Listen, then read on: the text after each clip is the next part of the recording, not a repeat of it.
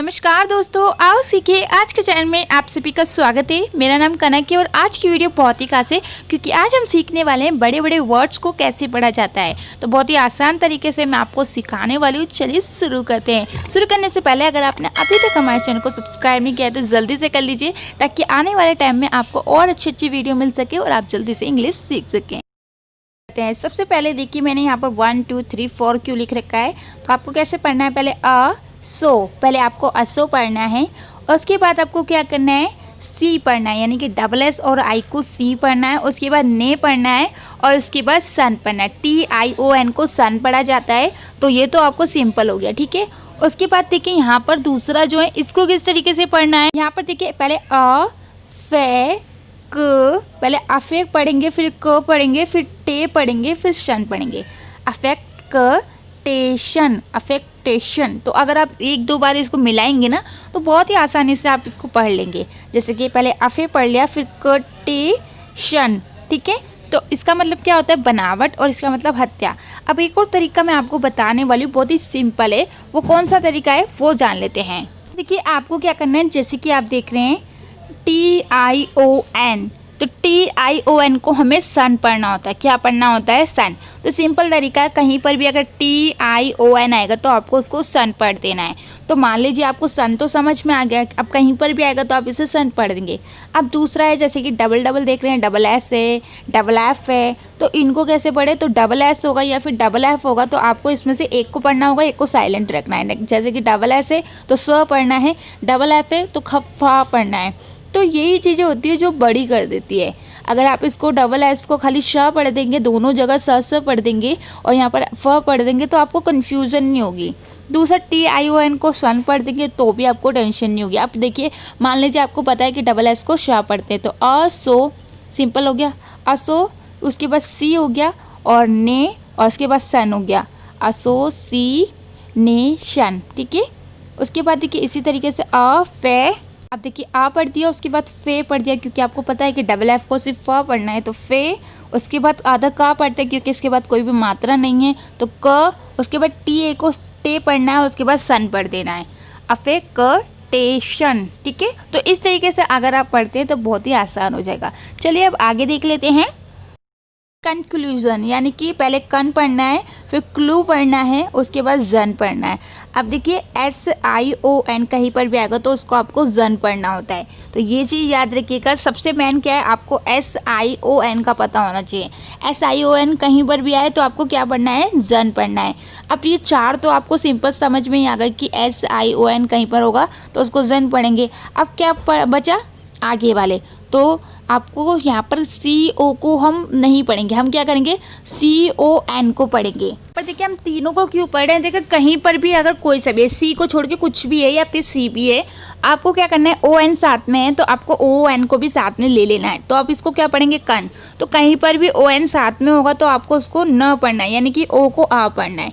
तो ये क्या हो गया, कन हो गया। तो कहीं पर भी ON या फिर SON या फिर LON कहीं पर भी साथ में होगा तो आपको इन तीनों को पढ़ना है, ठीक है। कन हो गया।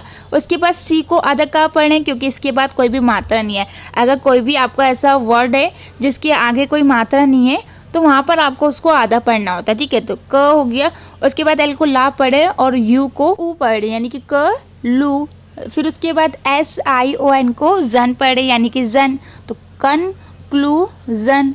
तो कितना सिंपल हो गया। तो सबसे पहला क्या है, सबसे पहला है आपको एक साथ सबको नहीं पढ़ना है, आपको तोड़ तोड़ के पढ़ना है, ठीक है। दूसरा है SION कहीं पर भी साथ में होगा तो उसको जन पढ़ना है, और TION साथ में होगा तो उसको सन पढ़ना है, ठीक है। अब उसके बाद दूसरा देख लेते हैं, डिसीजन। अब देखिए इसको डिसीजन कैसे पढ़ना है, पहले DE को पढ़ लिया, D।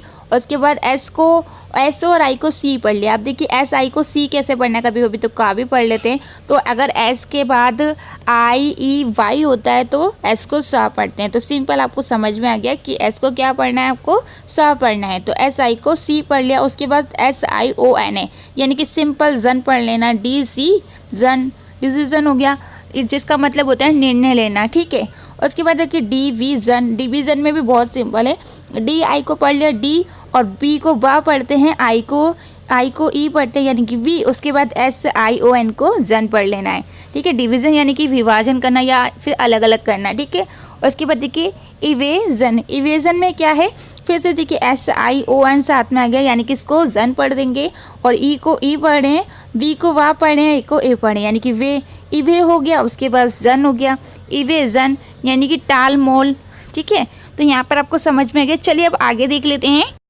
यहाँ पर देखिए सबसे पहले देखिए इनवेजन, इनवेजन में आपको क्या करना है, पहले आई को ई पढ़ना है, एन को ना, यानी कि इन पढ़ देना है। उसके बाद बी ए को पढ़ना है।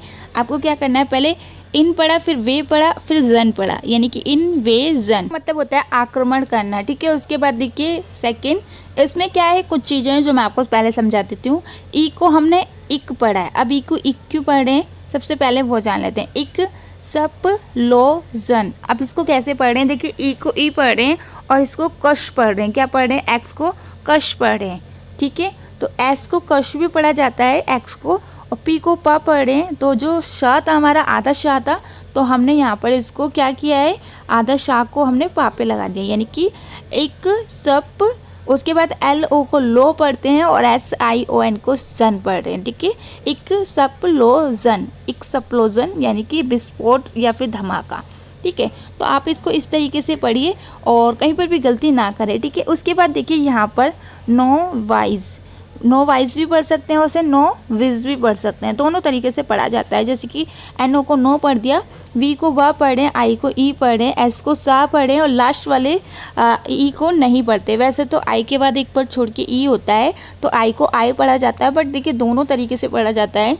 I को ई भी पढ़ सकते हैं और I भी पढ़ सकते हैं। तो यहाँ पर देखिए लास्ट वाली को नहीं पढ़ा गया, तो ये बहुत ही सिंपल था। हम यहाँ पर देख लेते हैं ओमनीपोटेंट। तो ये मैं इस तरीके से क्यों पढ़ी, ताकि आप भी मेरी तरीके से पढ़े। पहले ओ पढ़ना है, उसके बाद आपको क्या पढ़ना है, मनी, ओ मनी, उसके बाद पोटेंट, ओ मनी पोटेंट। तो कितना सिंपल हो गया हमारे लिए ये पढ़ना। अगर हम इसको इस तरीके से पढ़ते ओ मनी पोटेंट, तो थोड़ा सा हार्ड सा लगता है, बट अगर आप इस तरीके से पढ़ते हैं ओ मनी पोटेंट, तो कितना सिंपल हो गया, जिसका मतलब होता है सर्वशक्तिमान, यानी कि जिसके पास ज़्यादा शक्ति होती है। ठीक है, तो चलिए अब आगे देख लेते हैं। यहाँ पर देखिए ये क्या है, चिकन हार्टेड, यानी कि डरपोक होता है जिसे बोला जाता है। तो CH को चा पढ़ते हैं, आई को ई पढ़ते हैं, तो ची पढ़ लेना है पहले। उसके बाद चीक, हमको क्या पढ़ना है, पहले चिक पढ़ना है। उसके बाद क्या पढ़ना है, EN को अन पढ़ते हैं, तो अन, चिक, अन। उसके बाद हार्टेड, अब देखिए ED को डा भी पढ़ते हैं, टा भी पढ़ते हैं और इड भी पढ़ते हैं। तो इसके ऊपर मैंने कल समझाया था कि ED को डा कब पढ़ते हैं, टा कब पढ़ते हैं और इड कब पढ़ते हैं। तो अगर ED से पहले टी होता है तो आपको डा पढ़ना है। चलिए सिंपल मैं आपको ये बता देती हूँ। तो हार्टेड हो गया क्योंकि यहाँ पर ED को डा पढ़े। ठीक है, तो आपको क्या करना है, पहले चिक पढ़ना है, फिर अन पढ़ना है क्योंकि EN को अन पढ़ते हैं, कहीं पर भी साथ में होता है। उसके बाद हार्टेड। ठीक है, चिक अन हार्टेड, यानी कि चिकन हार्टेड भी पढ़ सकते हैं, आपको जैसा सिंपल लगे, जिसका मतलब होता है डरपोक। उसके बाद देखिए law and order, law and order तो वैसे ही सिंपल हो गया, बट अगर आपको क्या करना है, पहले लो पढ़ना है, फिर एंड पढ़ना है, फिर ऑर्डर पढ़ना है। तो आप भी इसी तरीके से पढ़ते होंगे, जिसका मतलब होता है अनुशासन एवं व्यवस्था, यानी कि अनुशासन। देखिए स्टमा केक, यानी कि देखिए STOMA को तो हम क्या पढ़ें, स्टमा, और CHE को केक पढ़ें। अब केक क्यों पढ़ें, इसको तो चेक पढ़ना चाहिए था, चू पढ़ना चाहिए था जैसे रूल से, बट नहीं, इसको इसी तरीके से पढ़ा जाता है। अगर आप ये सोच रहे हैं कि भाई CH को चा भी पढ़ते हैं और का भी पढ़ते हैं, आपको नहीं पता होगा तो आप ज़रूर देखिएगा, मेरी वीडियो मैंने डाल रखी है। तो यहाँ पर देखिए CH को का पढ़ा जा रहा है। अब आप लोग सोच रहे होंगे कि हम कैसे याद करें, तो कहीं पर भी CHE साथ में होगा, ये जितने भी हैं ये 6 के 6, तो आपको इसको केक पढ़ना होगा। ठीक है, तो सिंपल है, आप इस तरीके से याद कर लीजिए। उसके बाद देखिए STOM, अगर OM कहीं पर भी साथ में होगा तो आपको, यानी कि बीच में बोल रही हूँ मैं, अगर वो अकेला होगा तो आपको ओम ही पढ़ना है, बट अगर वो किसी भी, जैसे कि कोई भी वर्ड मीनिंग है उसके बीच में है, तो वहाँ पर आपको उसको आम पढ़ना है। जैसे कि स्टम पढ़ रहे हैं, स्टम केक का मतलब क्या होता है, पेट दर्द। ठीक है, तो आपको ये चीज़ याद रखनी है, इसको कैसे पढ़ना है। चलिए अब आगे देख लेते हैं। देखिए कंक्लूजन, ये तो मैंने आपको पहले ही पढ़ा दिया है, बट कोई नहीं, आप एक बार प्रैक्टिस कर लीजिए। उसके बाद देखिए क्रोकोडाइल टीयर्स, यानी कि क्रोकोडाइल टीयर्स का मतलब होता है झूठे आंसू, यानी कि मगरमच्छ के आंसू, अगर आप सही तरीके से समझे। तो देखिए को कैसे पढ़ना है, पहले क्रो पढ़ना है, फिर आपको को पढ़ना है, यानी कि क्रो को, फिर उसके बाद डाई ल टी अस, टीयर्स यानी कि आंसू होते हैं, तो आप चाहें तो खाली टीयर्स भी पढ़ सकते हैं और उसके बाद डाइल अलग पढ़ सकते हैं। देखिए मैं आपको एक तरीका और बताती हूँ जिससे आप और ज़्यादा आसानी से पढ़ेंगे, वो कौन सा है जान लेते हैं। आपको क्या करना है, पहले क्रो पढ़ना है, उसके बाद को पढ़ना है और डाइल। डाइल क्यों पढ़े, देखिए डी को डा पढ़े, आई को आई के बाद अगर एक बार छोड़ के ई होता है तो आई को आई पढ़ा जाता है, तो इसीलिए हम यहाँ पर इसे आई पढ़े और एल को ला पढ़े और लास्ट वाले को नहीं पढ़ते। अब देखिए लास्ट का मतलब ये नहीं है कि वो लास्ट में होगा बिल्कुल जब ही, अगर कोई वर्ड है पूरा ख़त्म हो रहा है, यानी कि कोई जैसे कि हमारा कोई वर्ड मीनिंग है वो पूरी ख़त्म हो गई, जैसे कि डाइल, तो डाइल एक अलग हो गया, तो उसके लास्ट का भी देखते हैं, ठीक है। तो यहाँ पर लास्ट वाले को नहीं पढ़ा जा रहा। उसके बाद देखिए टीएस, तो आपको क्या करना है, टीएस पढ़ना है। अब टीएस क्यों पढ़ा जा रहा है, देखिए यहाँ पर देखिए टी को टा पढ़ें, ई को आ पढ़ें और ए आर को अर पढ़ते हैं, तो टी अर्स, और एस को तो श पढ़ें, आपको पता ही है, तो यहाँ पर टीएस लिख दिया है, ठीक है। उसके बाद देखिए कोकोडाइल टीएस, तो बहुत ही सिंपल हो गया। अब यहाँ पर देख लेते हैं नीचे वाला हैंड पैक्ड, तो इसमें आपको बहुत ही सिंपल है, पहले हैंड पढ़ देना है, उसके बाद पैक्ड पढ़ देना है। अब आपको ये चीज़ मैं फिर से बता देती हूँ कि ईडी को डा भी पढ़ते हैं, टा भी पढ़ते हैं और इड भी पढ़ते हैं, पर अगर ईडी से पहले सी के आएगा तो भी आपको ईडी को डा पढ़ना है, ठीक है। तो सिंपल है, आप इसको याद कर लीजिए। अब देखिए हैन तो सिंपल ही है। अब देखिए हैन में भी एक चीज़ आपको समझा देती हूँ, ई एन को अन पढ़ते हैं, कहीं पर भी ई एन आता है तो वहाँ पर उसको अन पढ़ते हैं, तो आप यहाँ पर भी देख सकते हैं इसे अन पढ़ा जा रहा है। पे तो बहुत ही सिंपल है और सी के को का पढ़ा जाता है और ईडी को डा पढ़े है, ठीक है। तो यहाँ पर आपने देख लिया जिसका मतलब होता है जोरू का गुलाम, ठीक है। तो आपको अच्छे से समझ में आया होगा। कोई भी चीज़ ऐसी हो जो समझ में ना आई हो तो प्लीज़ आप हमें कमेंट करके पूछ सकते हैं।